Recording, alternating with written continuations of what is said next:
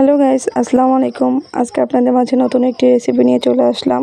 খুবই সহজভাবে গরু মাংস দিয়ে বিরিয়ানি রান্না করব আজকে। ঘরে থাকা কিছু উপাদান দিয়েই আর সহজভাবে রান্না করার জন্য প্যাকেটের মশলা দিয়ে আমরা আজকে বিরিয়ানিটি রান্না করে নিব। তো চলো দেখে নিই কী করছি। এরপর আমরা এখানে গরু মাংসগুলো খুব ভালো করে ধুয়ে নিয়েছি আমি আগেই। তারপর এখানে আমি মশলা অ্যাড করে দিব।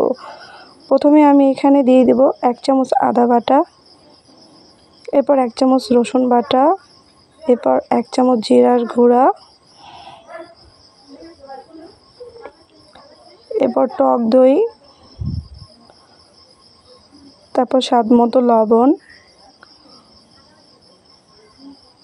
এরপর প্যাকেটের মশলাগুলো। তারপর এখানে আমি সরিষার তেল দিয়ে রান্না করব, তোমরা যে তেল ব্যবহার করো ওই তেলটাই দিয়ে দিবা। তারপর 1 চামচ সয়া সস দিব। তারপর মাংসগুলোর সাথে মশলাগুলো খুব ভালো করে মিশিয়ে নিব।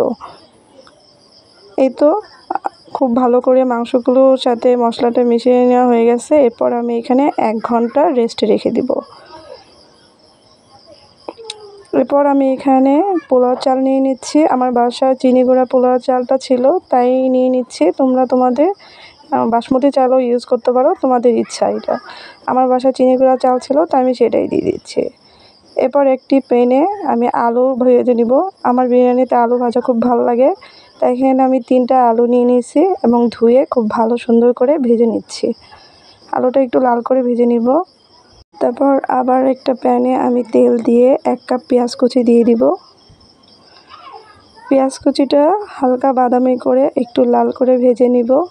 এই তো আমার পেঁয়াজ কুচি ভেজে নেওয়া হয়ে গেছে। এরপর এখানে আমি ম্যারিনেট করে রাখা গরু মাংসগুলো দিয়ে দিব।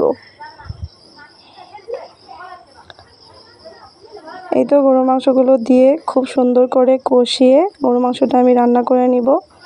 তো এখানে আমি কষিয়ে নিচ্ছি গরু মাংসগুলো। গরু মাংস সিদ্ধ হতে একটু সময় লাগে, তাই একটু টাইম নিয়ে তোমরা সুন্দর করে গরু মাংসটি রান্না করে নিবা। এই তো এখানে আমি গরু মাংসটা কষিয়ে নিচ্ছি। তারপর আমার গরু মাংসটা রান্না করে হয়ে গেছে। দেখো কিছুক্ষণ পরে আমি এখানে দিয়ে খাচ্ছি তোমাদের গরু মাংসটা অলমোস্ট রান্না করা শেষ আমার। এরপর রান্না করা হয়ে গেলে অন্য একটা হাঁড়ি নিয়ে নিব। তো এর মাঝে আমি কিছুটা তেল দিয়ে দিচ্ছি। তারপর 1 কাপ পেঁয়াজ কুচি দিয়ে দিচ্ছি। পেঁয়াজ কুচিটা হালকা করে একটু ভেজে নিব।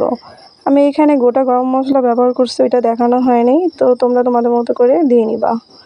পেঁয়াজ কুচিটা হালকা একটু লাল করে বাদামি করে ভেজে নেওয়া হয়ে গেলে এরপর এখানে আমি ধুয়ে রাখা পোলাও চালগুলো দিয়ে দিব। এই তো আমি এখানে ধুয়ে রাখা পোলাও চালগুলো দিয়ে দিচ্ছি। পোলাও চালগুলো দিয়ে তারপর লবণ দিয়ে দিব স্বাদ অনুযায়ী।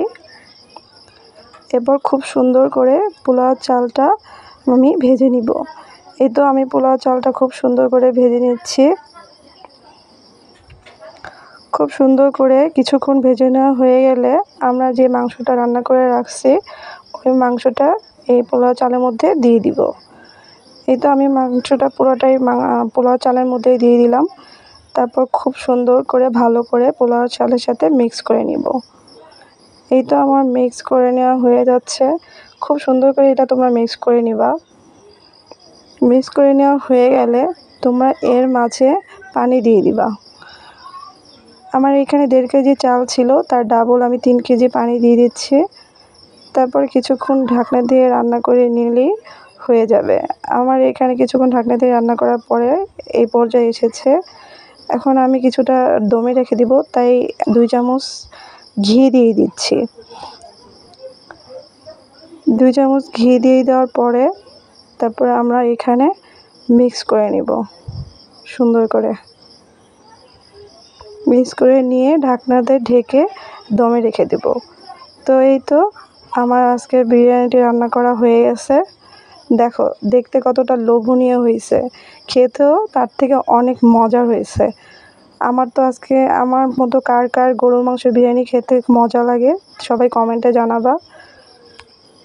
ভিডিওটি আজকে এই পর্যন্তই। সবাই সুস্থ থাকো, ভালো থাকো। আল্লাহ হাফেজ।